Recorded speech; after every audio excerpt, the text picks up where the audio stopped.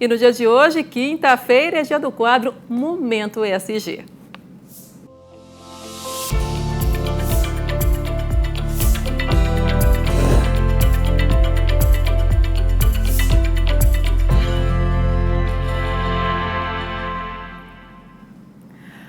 Quando falamos em nutrição, estamos falando de um item essencial para a produção de proteína. Além de aumentar a produtividade, seguir uma dieta equilibrada na nutrição animal é essencial para a saúde do plantel. Assim, fornece à criação os nutrientes necessários para produzir energia e manter a sanidade dos animais.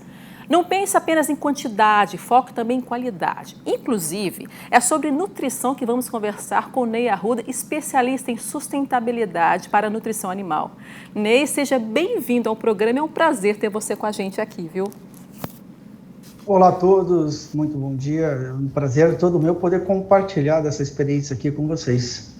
A gente antecipadamente já te agradece, Ney. E eu vou começar te perguntando, a qualidade da ração, ela influencia diretamente na qualidade do meu plantel? Com certeza, a qualidade da ração, a ração é um item principal, né? Você estava falando há pouco tempo a questão de custos, né? Hoje, 70% a 75% hoje do custo de produção extrapolou um pouco nos últimos tempos, né? Ele vem da nutrição. Então, a qualidade da ração, ela é primordial, principalmente para as práticas ESG, que a gente pode comentar daqui a pouco, né? Ela é muito importante, porque isso depende também do potencial de economia do seu custo de formulação. E a gente está falando de uma saúde financeira, que a gente já fala de governança. Perfeito. Ô Ney, a gente fala muito em quesitos de sustentabilidade, como ESG, social, ambiental e governança, como você acabou de falar. Qual que é a importância da nutrição animal dentro dessas práticas? Já vamos iniciar esse assunto.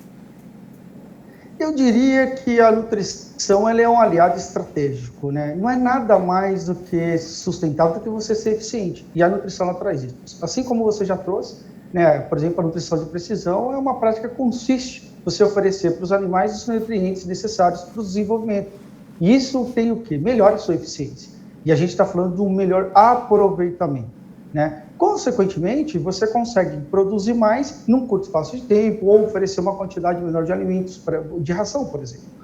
E isso a gente tem hoje como mensurar. Você reduz, por exemplo, o potencial de aquecimento global, com emissões de gás de efeito estufa, potencial de acidificação, potencial de eutroficação, entre outros parâmetros ambientais. Então, essa eficiência da nutrição ela é primordial para as práticas ESG. Perfeito. Hoje, a gente fala muito em quesitos de sustentabilidade, como eu comentei com você. Além da adoção de aditivos fitogênicos e minerais orgânicos na dieta das aves, para diminuir, por exemplo, a excreção e a emissão de gases poluentes do efeito estufa, quais as outras práticas com relação a ESG a gente pode relacionar com a ração? Olha, eu diria para você que o nutricionista hoje, todas as práticas que ele vem trabalhando, elas são práticas aliadas às práticas sustentáveis, né? Proteína ideal é algo que constantemente a gente vem se discutindo. Então, quando você tem um ajuste da proteína, a gente está falando, por exemplo, numa redução aí, 1% de redução de proteína, a gente está falando de uma redução de 10% a 12% da excreção de nitrogênio. Então, proteína pode ser uma delas. Alternativos para promotor de crescimento, olha que interessante. Quando a gente retira o promotor de crescimento, que é uma exigência que o mercado hoje vem colocando, a gente está falando que a gente está auxiliando, por exemplo, um objetivo de desenvolvimento sustentável, que é saúde e bem-estar, que é algo que está sendo colocado hoje pelo mercado. Estamos falando também da questão do ajuste, por exemplo, das matrizes nutricionais, que antes se discutia muito do potencial de economia do custo de formulação. Hoje, essas ferramentas de você atualizar a sua matriz nutricional, por exemplo, como uma ferramenta de NID, isso ajuda você, além de reduzir o custo, como um melhor aproveitamento das matérias-primas dos nutrientes e, consequentemente, a gente está falando de redução de excreção. Enzimas, outro papel importante que eles têm desenvolvido. Você aproveita melhor a matéria-prima, consequentemente, você evita a excreção, né? Sem falar do bem-estar animal. Quando você melhora a nutrição, a gente está falando de um melhor bem-estar animal, porque melhor qualidade, por exemplo, de resíduo, menor dermatite que vem ocasionando. Saúde intestinal do lote, né? Você tem aí a redução do substrato, por exemplo, de nitrogênio, que poderia ser para a proliferação de patógenos.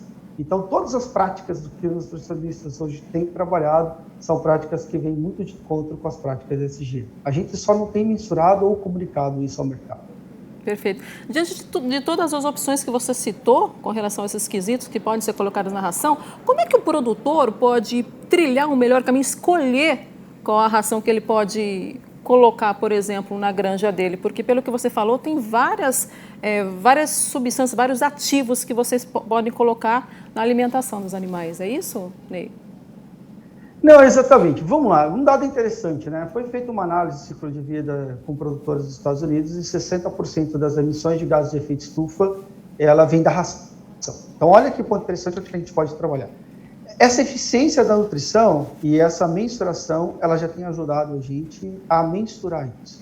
Então, quando você tem uma nutrição de precisão, hoje a gente já tem ferramentas, softwares, que a gente consegue, com a análise do ciclo de vida de cada matéria-prima, a gente sabe da origem dessas matérias-primas, a logística, considerando, por exemplo, dados de desempenhos, a gente consegue calcular a pegada ambiental da ração. Então, hoje, a gente já parte para um próximo passo, porque antes eles trabalhavam com atender o que o animal precisava versus uma otimização de custo. E hoje a gente já coloca a pegada ambiental também. Então, a gente hoje, através de alguns softwares, ele consegue calcular essa pegada ambiental com diversos parâmetros ambientais, de acordo com o que o animal está se alimentando, a origem e você colocando o desempenho desse animal, porque se você tem uma melhor conversão alimentar, se você tem um maior ganho de peso, isso tem uma particularidade muito específica que você contribui para uma pegada sustentável. Você comentou de uma coisa que eu achei interessante, bem-estar animal e também, dependendo da qualidade da ração, eu também reduzo o custo da minha produção? Consequentemente, é exatamente isso que acontece. A gente, hoje, o nutricionista, ele sempre tem trabalhado com uma pressão muito forte de fazer essa redução. Né? E isso, ao longo do tempo, você pode ver que a gente tem melhorado a nossa conversão alimentar nos últimos anos, nas últimas décadas. E isso, essa eficiência, por uma questão de custo, foi o melhor aproveitamento dessa qualidade de digestibilidade das matérias-primas, os aditivos, eles vêm trazendo muito isso.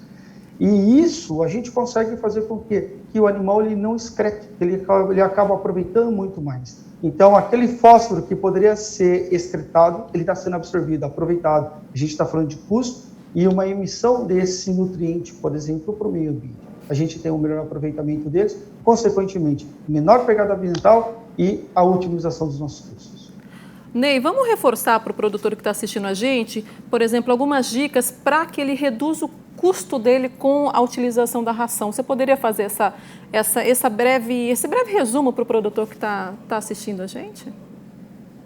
Não, com certeza. Vai muito da região, né? Eu acho que vai muito da espécie, do que o produtor realmente quer. Eu sempre digo isso, que a nutrição ela precisa ser constantemente vigiada, ela não pode ser algo que você utiliza por vários anos, então ela precisa se ajustar.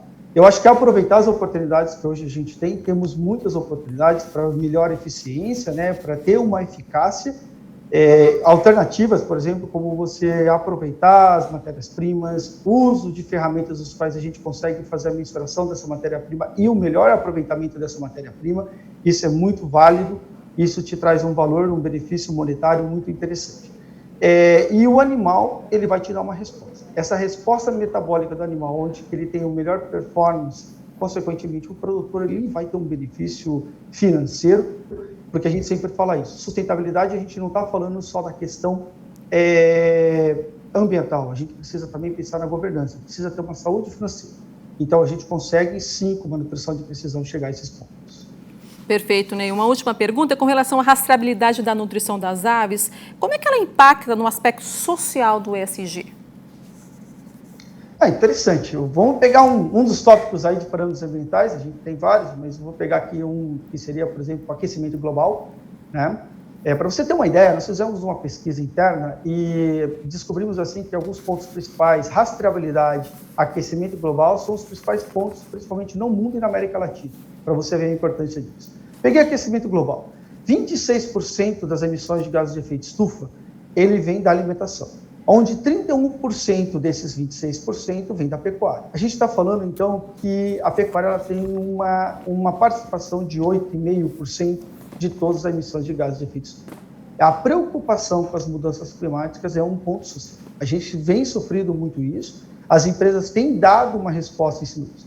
Algumas empresas da cadeia de proteína animal já exigem dos seus fornecedores da onde está vindo essa matéria-prima. Ou seja, se a soja, se o milho está vindo de uma zona desmatada, o consumidor final já está exigindo também uma questão de bem-estar. Como que esse animal passou por todo o processo. Então, essas pressões, elas acontecem, têm acontecido, e a cadeia de proteína animal, ela tem trabalhado muito forte para coisas que ela já tem feito, comunicando e melhorando cada vez mais.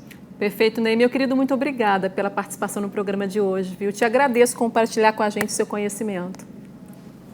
E eu que agradeço a oportunidade e que vocês tenham aí um bom dia. Para você também.